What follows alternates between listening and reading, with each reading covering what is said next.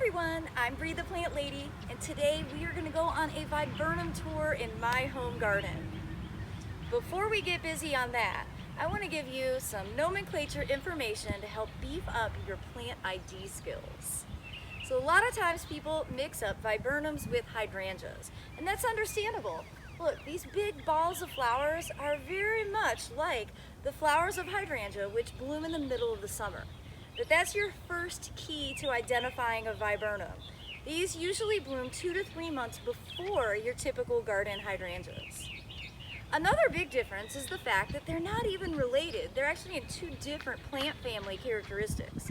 So viburnums are in the plant family Apocynaceae, and that is distinguished by a few different characteristics, including the flower orientation, but also in the way the leaves are formed on the branch.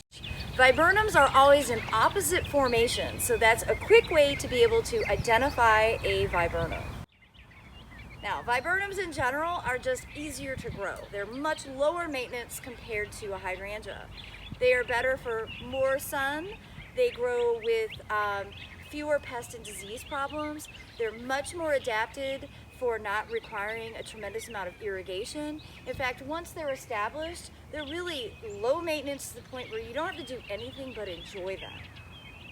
So with all that said, I hope that you'll be able to go out into your community and identify the difference between a viburnum blooming now in the spring versus a hydrangea which flowers through the middle of the summer. So let's go on a tour so I can share more information about each of the species and different varieties that I have included in my Zone 7 Central North Carolina home landscape. So let's start the viburnum tour right here where I have 2 different species growing right next to one another. First is this big Chinese snowball viburnum. This is Viburnum macrophelalum. Obviously native to China, really well suited for gardeners in America. I would think typically zone 6 to 9. I love this plant because it flowers in the spring, but it will often put out blooms in mid to late fall as well, so I can enjoy it twice a year. Now, one thing that I have found is that these don't really hold up as cuts. I love to bring flower arrangements in, but this is a plant that's just better to be enjoyed from the plant itself. Now, right behind me is a really cool variety of viburnum that isn't quite blooming yet. So this is Viburnum plicatum, a cultivar called Kern's Pink.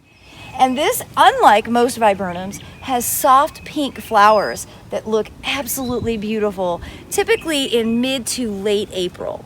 So these will probably be blooming by next week. I'll give you all an update. So here we have one of my all-time favorite flowering shrubs. This is Viburnum plicatum popcorn. And you can see these flowers are very much like the Chinese snowball viburnum, except that they're significantly smaller. In fact, look at the difference. But what I love about this is that popcorn will bloom all along all of the branches. And it's just a beautiful plant to usher in the spring season. Here we have a really interesting, less common species of viburnum called bitchuense. Now this, as you can see, will have white flowers in mid-April, but one of the more unique characteristics of this plant is that it's marginally evergreen here in Zone 7, and it actually retains some of its old foliage that will show off brilliant colors all throughout the season. So far, I've shown you 3 different deciduous species, meaning they lose their leaves in the fall and have bare branches through the winter. But viburnums are such an interesting genera that there's many evergreen forms that will actually provide you year-round interest through their foliage in addition to beautiful spring flowers. So let's go examine a few of those. Here we have Viburnum exburkwoodii kanoi, one of my all-time favorite evergreen forms of viburnum.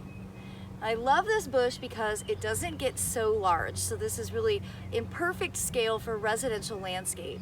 but I also adore it because it's favored by the swallowtail butterflies that are just starting to come out of their winter dormancy. One of the other advantages of growing Kanoi is that this is a beautiful light fragrance, very similar to kind of like baby powder. And though this isn't a great long-lived plant for cut flower arrangements, I still use it, and they tend to not start wilting until 2 or 3 days after they've been trimmed. So this is a little bit more practical for cut flower arrangements compared to the Chinese Snowball Viburnum. The fragrance is delightful. It's absolutely covered in different pollinators. So this is a really wonderful plant to grow in zones 7 through 9. So here is another Viburnum Burkwoodii hybrid, and this is just a fantastic plant. This was bred by Dr. Michael Durr, who really is the person responsible for bringing viburnums to light.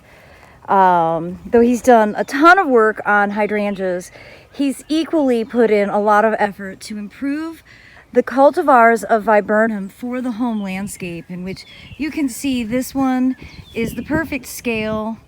I haven't done any pruning to it at all, other than occasionally to snip off some flowers to put into an arrangement. It smells delightful. It's evergreen 12 months of the year, and at this season, the pollinators absolutely adore it. I hope this video will inspire you to include a few more viburnum into your home landscape. I also hope that little bit of nomenclature information will be useful for you when you are identifying the difference between a viburnum and a hydrangea. Be sure to like and subscribe to the Breathe the Plant Lady YouTube channel. And as always, thank you so much for watching.